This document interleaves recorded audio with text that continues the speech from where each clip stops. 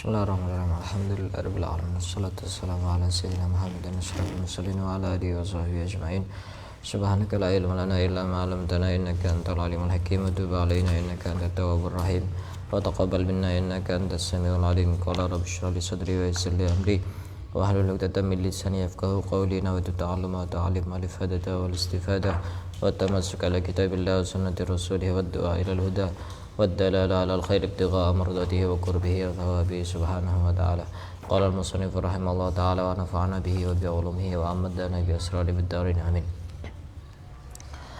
Kita lanjutkan kajian pada kesempatan kali ini. Pada pembahasan sebelumnya kita sudah membahas tentang amalan-amalan yang dilakukan oleh para ulama, terutama para habaib dari Sahabat Alawi, yang dilakukan dari setelah sholat subuh sampai zuhur.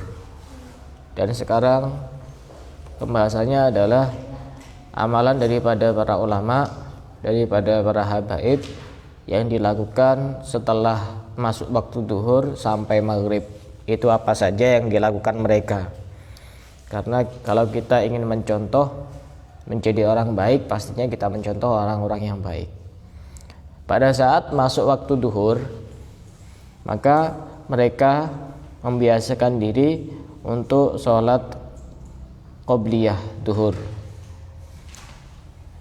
Tapi sebelum masuk waktu duhur itu mereka tidur qailulah. Tidur qailulah itu tidur sebentar menjelang duhur. Itu salah satu hal yang sangat bisa membantu orang untuk bisa bangun malam.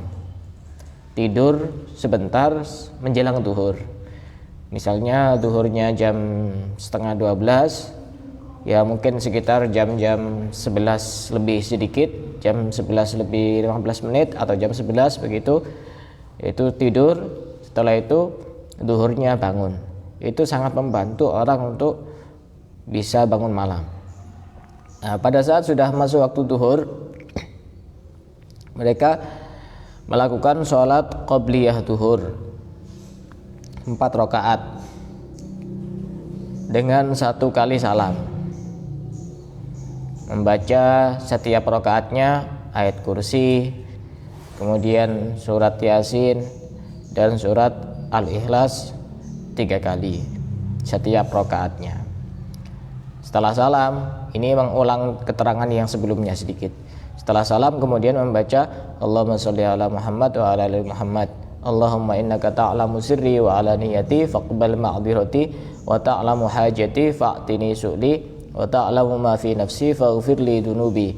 Allahumma inni as'aluka imanan yubashiru qalbi wa yaqinan sadiqan hatta a'lama annahu la yusibani illa ma katabtahu alayya wa raddini bima qasamtahu li. Ini doa setelah salat qobliyah duhur, yang kemarin juga salah satu manfaatnya juga bisa untuk menunda haid. Setelah itu kemudian membaca sholat duhur. Setelah itu kemudian sholat duhur, kemudian membaca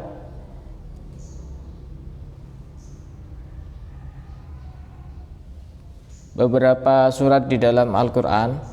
Terserah mau baca surat apa saja. Cuma ini beliau itu membaca ayat di dalam Al-Quran, Rabbana taqabbal minna innaka antas sami'ul alim, pada rakaat ketiga.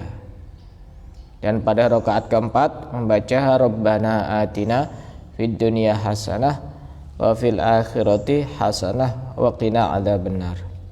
Hafal doa ini ya? Hafal. Ini juga bisa digunakan amalan untuk memperlancar urusan jodoh, dimudahkan dalam hal urusan jodoh.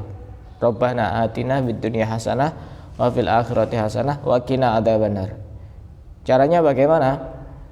Caranya setiap selesai sholat baca Rabbana atina fid dunya hasanah 7 kali 1 nafas. Ya, tata caranya ini untuk urusan jodoh, agar dimudahkan jodohnya oleh Allah, diberi jodoh yang baik, yang soleh, yang pokoknya yang baik pokoknya. Caranya bagaimana? Baca Rabbana atina fid dunya hasanah wa fil akhirati hasanah wa qina adzabannar. Dibaca 7 kali 1 nafas setiap selesai sholat. Setelah itu baru dilanjutkan wa fil akhirati hasanah wa qina adzabannar. Saya ulang kembali tata caranya. Ini amalan untuk memperlancar urusan jodoh dan dimudahkan dalam hal urusan jodoh. Baca Rabbana atina fid dunya hasanah wa fil akhirati hasanah wa qina adzabannar. Dibaca 7 kali 1 nafas setiap selesai sholat. Baru setelah itu dilanjutkan wa fil akhirati hasanah wa qina adzabannar. Paham caranya? Saya ulang lagi, takut tidak paham. Soalnya di sini ada yang sudah punya calon, ada yang belum. Ini amalan untuk mempermudah urusan jodoh. Dibaca setiap selesai sholat. Baca Rabbana atina fid dunya hasanah 7 kali dengan 1 kali nafas. Baru setelah itu dilanjutkan wa fil akhirati hasanah wa qina adzabannar. Yang penting rutin dibaca setiap selesai sholat.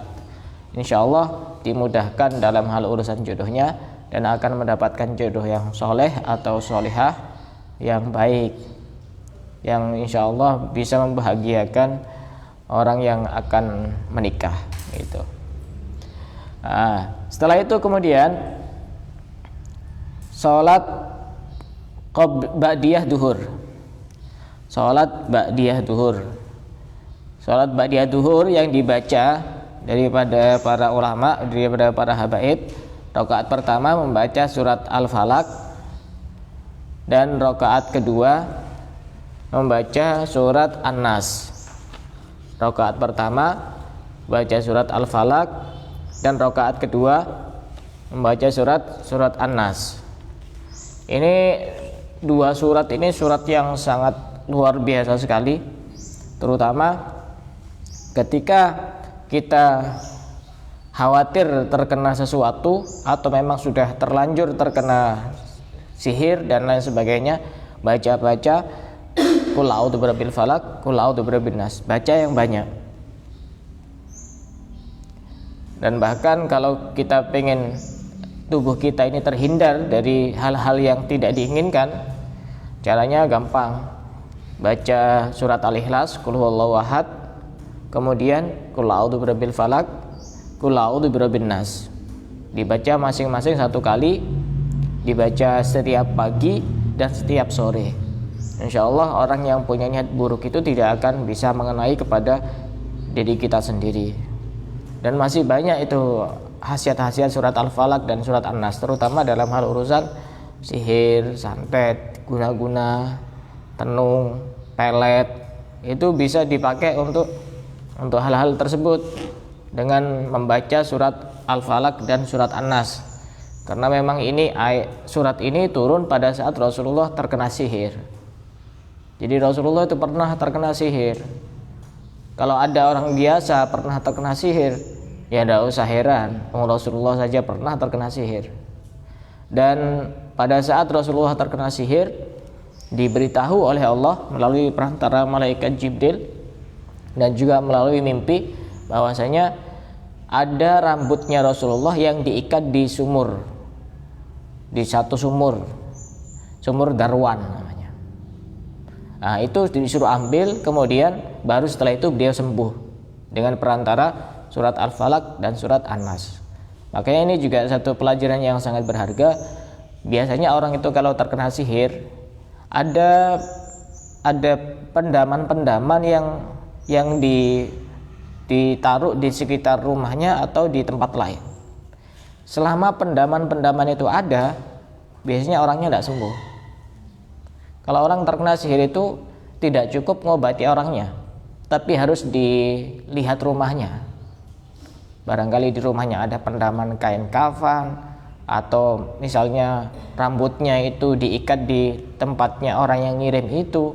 Pokok selama yang dibuat media untuk ngirim-ngirim itu masih tetap ada, itu biasanya tidak langsung sembuh. Makanya seringkali orang terkena sihir, santet, guna-guna itu kalau diobati orangnya saja tidak sembuh, kecuali itu dicari itu istilah ininya bukhul namanya, pendaman. Kadang-kadang berupa foto. Kalau orang itu tidak semangat hidup, biasanya salah satu anggota tubuhnya itu dipendam di kuburan, kadang rambutnya, kadang fotonya. Jadi dia itu pengennya, saya tidak semangat hidup, saya pengen mati. Itu biasanya orang-orang itu seperti itu, ditaruh di kuburan, salah satu anggota tubuhnya. Makanya hati-hati kalau potong rambut di salon. Khawatir ada orang yang punya niat tidak baik, dicari tahu ini biasanya potong rambutnya di mana. Hanya rambutnya diambil. Nah, ini bisa dimanfaatkan untuk hal-hal yang tidak baik. Potong kuku juga seperti itu, hati-hati. Bisa jadi untuk hal-hal yang tidak baik, bisa dimanfaatkan itu. Kemudian buang pembalut, itu juga hati-hati. Jangan di sembarang tempat. Khawatir ada orang yang memanfaatkan. Itu bisa dibuat media-media untuk mencelakai kita sendiri. Nah, itu hati-hati. Nah, setelah itu kemudian setelah sholat qobliyah ba'diyah duhur, kemudian membaca zikir la ilaha illallah al-malikul haqqul mubin sebanyak 100 kali. Nah, ini amalan bisa dibaca setiap duhur. Setelah sholat duhur, setelah ba'diyah duhur, baca la ilaha illallah al-malikul haqqul mubin, dibaca 100 kali. Ini penting amalan ini, terutama dalam hal urusan rezeki. Dalam sebuah hadis disebutkan, man qala fi kulli yaumin mi'ata marrah la ilaha illallah al-malikul haqqul mubin fa inna lahu amanan minal faqri wastaftaha bihi babal ghina wastaqra'a bihi babal jannah. Barang siapa yang setiap hari membaca 100 kali la ilaha illallah al-malikul haqqul mubin, maka sesungguhnya bacaan tersebut bisa mengamankan dari kefakiran. Artinya orang tersebut tidak dijadikan orang fakir. Yang kedua, bisa membuka pintu-pintu kekayaan. Dan yang ketiga, bisa membuka pintu-pintu surga. Ini salah satu manfaatnya orang membiasakan diri membaca la ilaha illallah al-malikul haqqul mubin di siang hari setelah sholat duhur, setelah ba'diyah duhur. Ini kalau dilakukan secara rutin, urusan rezeki tidak usah khawatir. Tidak kira fakir, insya Allah rezekinya lancar, banyak. Jadi orang yang serba kecukupan. Yang penting orang itu kan cukup ya. Pengen mobil cukup, pengen rumah cukup, ada. Yang penting cukup. Karena orang kaya juga ada yang banyak yang tidak cukup. Semakin orang tidak cukup berarti dia semakin menjadi orang miskin. Nah, setelah baca zikir itu, kemudian membaca hizib nasor. Bagi orang yang sudah punya ijazah, yang belum jangan, karena ini hizib yang cukup berbahaya. Hizib nasor setelah duhur itu bagusnya baca hizib nasor. Tapi kalau yang pernah belajar di takrim itu sudah banyak amalan-amalan, tinggal pilih. Terutama dari kitab Khulasoh yang dikarang oleh Habib Umar itu di sana sudah lengkap. Amalan dari sebelum tidur sampai tidur lagi sudah lengkap. Dari duhur, asar, maghrib, isya, subuh semuanya lengkap. Dan itu dikumpulkan dari kebiasaan para habaib dari Sadah Ba'alawi. Kemudian setelah duhur itu bisa digunakan waktunya untuk istirahat bagi yang mau istirahat, atau digunakan untuk berkumpul dengan keluarga. Pokoknya digunakan untuk hal-hal yang baik. Setelah itu kemudian masuk waktu asar, mereka biasanya adalah melakukan sholat qobliyah asar sebanyak 4 rakaat dengan 2 kali salam. 2 rakaat salam, 2 rakaat salam. Rakaat pertama kebiasaannya mereka pada saat sholat qobliyah asar, rakaat pertama membaca surat Az-Zalzalah. Apa Az-Zalzalah? idza zulzilatil ardu zilzalaha wa akhrajatil ardu asqalaha. Dan rakaat kedua membaca surat Al-Adiyat, wal adiyati dhabha fal muriyati qadha. Itu salah satu manfaatnya membaca surat Az-Zalzalah itu. Orang yang membaca surat Az-Zalzalah 1 kali itu sama dengan membaca separuh daripada Al-Quran. Dan ini juga bisa digunakan untuk menyerang musuh jarak jauh. Surat Az-Zalzalah ini. Caranya bagaimana? Misalnya kita merasa sedang dalam bahaya, sedang dalam ancaman, kita bisa menyerang musuh lewat jarak jauh. Caranya baca surat Az-Zalzalah 3 kali. Idza zulzilatil ardu zilzalaha wa akhrajatil ardu athqalaha wa qala al-insanu ma laha yauma idzin tuhaddisu akhbaraha bi anna rabbaka awhalaha yauma idzi yasdurun nasu ashtatan. Ashtatan, pada saat membaca ashtatan itu diginikan. Tapi jangan ada orang di depannya, dikira nanti. Niatkan, misalkan musuhnya di arah sana, langsung ashtatan. Jadi kita seakan-akan melempar sesuatu ke musuh itu, ashtatan. Pada saat itu, diulang-ulang yang banyak. Ashtatan. Kemudian dilanjutkan liyurau a'malahum, faman ya'mal mithqala dzarratin khairan yarah, faman ya'mal mithqala dzarratin syarran yarah. Ini juga bisa dipakai surat Az-Zalzalah ini untuk memecat seseorang. Artinya ingin menurunkan orang lain dari jabatannya itu bisa. Caranya cukup banyak bacaannya, dibaca 1000 kali pada malam Jumat. Kemudian setelah baca itu minta kepada Allah, ya Allah turunkan saja dia. Tapi harus dibaca 1000 kali. Ini salah satu manfaat surat Az-Zalzalah. Kalau surat Al-Adiyat, apa manfaatnya? Ini bisa mengobati penyakit yang ada hubungannya dengan tangan atau yang ada hubungannya dengan jantung, liver, hati. Caranya bagaimana? Gampang caranya. Surat Al-Adiyat ini ya, salah satu khasiat surat Al-Adiyat untuk mengobati penyakit yang ada hubungannya dengan tangan dan ada hubungannya dengan jantung atau hati. Caranya ambil wadah yang masih baru, semisal kayak piring atau mangkok begitu, atau gelas juga ada apa-apa. Kemudian ditulis surat Al-Adiyat ini di wadah itu. Bisa pakai spidol atau pakai apa yang sekiranya bisa untuk ditulis di wadah yang baru itu. Setelah itu diberi air hujan, murni air hujan ini, tidak dicampur dengan yang lain. Air hujan, kemudian diberi sedikit gula dan diminum selama 3 hari berturut-turut.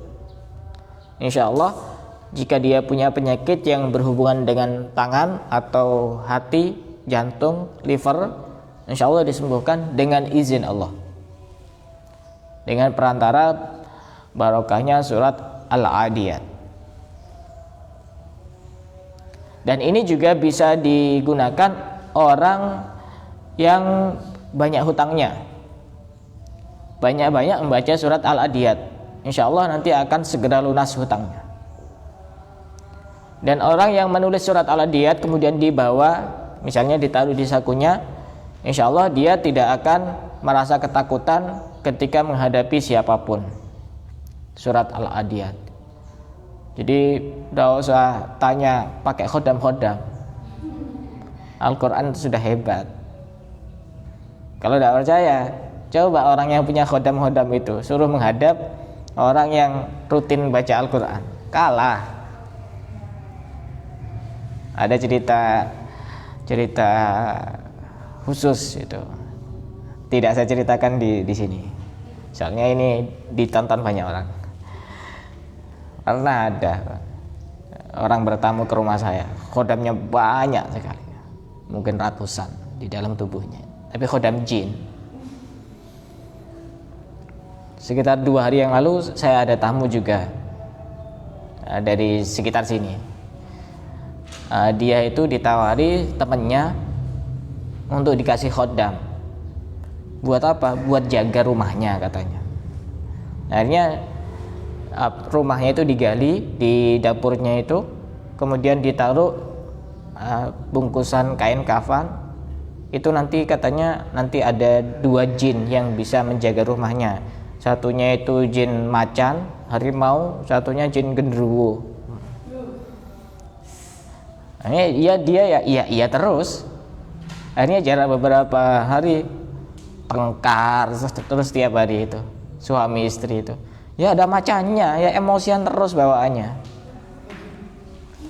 Jangan mau khodam-khodam jin itu, jangan mau. Bahaya. Kadang-kadang ada yang masih ngeyel. Ya Ustadz pernah ngalami sendiri apa enggak? Ya sudah, bahaya cukup. Nggak usah tanya lagi. bahaya. Ini secara teori bahaya. Surat Al-Adiyat seperti itu, salah satu manfaatnya. Kemudian tadi itu kan membaca sholat qobliyah asar 4 rakaat ya. Pada rakaat yang ketiga membaca surat Al-Qari'ah, dan rakaat yang keempat surat At-Takasur, Alhaakumut Takasur. Salah satu manfaatnya apa? Kalau surat Al-Qari'ah itu salah satu manfaatnya pertama, kalau ada orang menulis surat Al-Qari'ah di kertas, kemudian kertasnya itu digantung di rumahnya, maka insya Allah rumahnya ini tidak ada hewan-hewan yang membahayakan. Jadi tinggal ditulis di kertas putih, atau mungkin setelah itu dikasih solasi biar tidak kena basah. Setelah itu kasih tali, gantungkan di rumahnya. Insya Allah rumahnya aman dari hewan-hewan yang membahayakan, semisal ular, kalajengking, buaya. Nggak kira ada ya buaya, kecuali buaya darat. Kalau buaya beneran nggak kira, itu buaya kesasar itu. Jadi insya Allah aman. Surat Al-Qari'ah. Manfaat yang lain daripada surat Al-Qari'ah untuk hajat kita agar dikabulkan oleh Allah, caranya dengan membaca surat Al-Qari'ah sebanyak 180 kali. Satu kali duduk 180 kali baca surat Al-Qari'ah. Kemudian setelah itu kita minta kepada Allah hajat kita apa? Insya Allah mujarrobah. Insya Allah mujarab itu sudah diuji coba. Itu surat Al-Qari'ah. Kalau di kitab ini tidak dijelaskan, ini saya ambil dari kitab lain.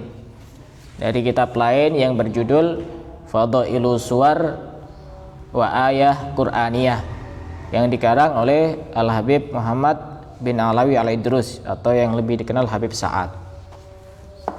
Ini saya ambil dari beberapa kitab. Ini juga saya ambil dari kitab ini, karena kalau berpegangan dengan satu kitab saja nanti juga kurang keterangannya. Saya ambil juga dari kitab yang berjudul Kaifa Takunu Ghaniyan, bagaimana Anda menjadi kaya. Ini kalau pengen kaya, ini belajar kitab ini, kaya lahir batin insyaallah. Kemudian rakaat yang ketiga tadi baca surat Al-Qari'ah. Sudah ya Al-Qari'ah ya. Surat rakaat yang keempat baca surat At-Takasur. At-Takasur ini orang yang membaca Alhaakumut Takasur sama dengan membaca 1000 ayat. Ini juga bisa untuk mengabulkan hajat-hajat kita. Artinya yang mengabulkan tetap Allah. Caranya bagaimana? Kalau melalui perantara surat At-Takasur, kita membaca dalam keadaan sepi, kemudian siapkan dupa di depan kita, dan membaca surat At-Takasur sebanyak 225 kali. 225. Setelah itu dupanya itu sudah dihidupkan, dan dupanya ini disebarkan. Itu kan ada ininya kan ya, ada asapnya, diginikan. Setelah itu baca sholawat 1000 kali.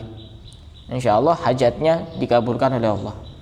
Itu kalau pengen melalui perantara surat At-Takasur. Tapi lebih ringan yang tadi itu surat Al-Qari'ah.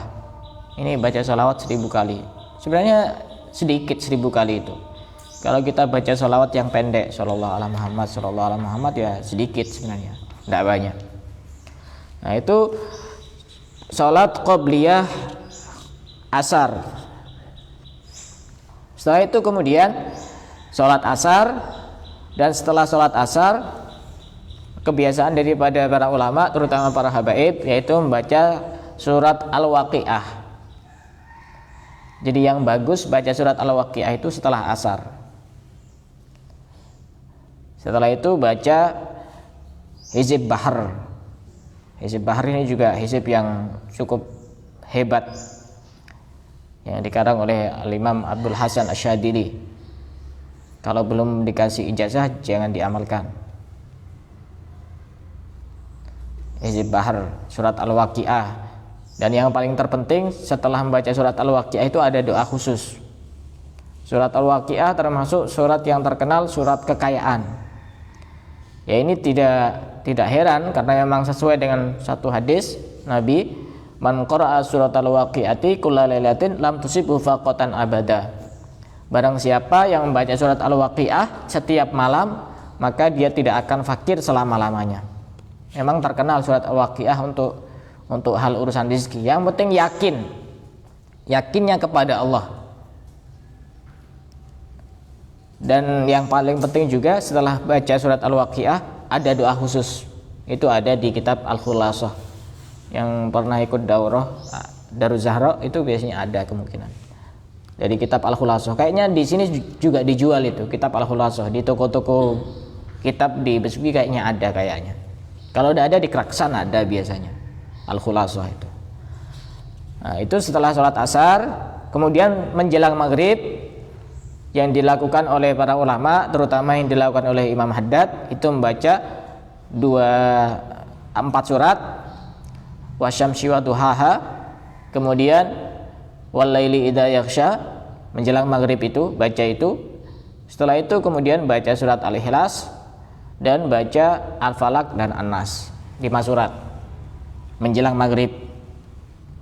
Jadi menjelang maghrib itu dimanfaatkan betul untuk hal-hal yang baik.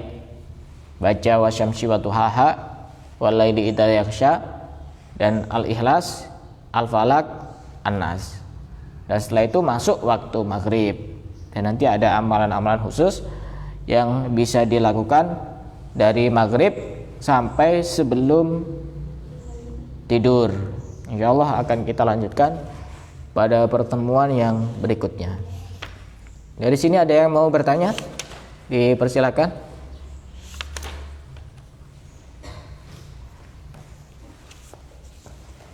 Tidak ada? Kalau tidak ada kita cukupkan sampai di sini. Wallahu a'lam bishawab.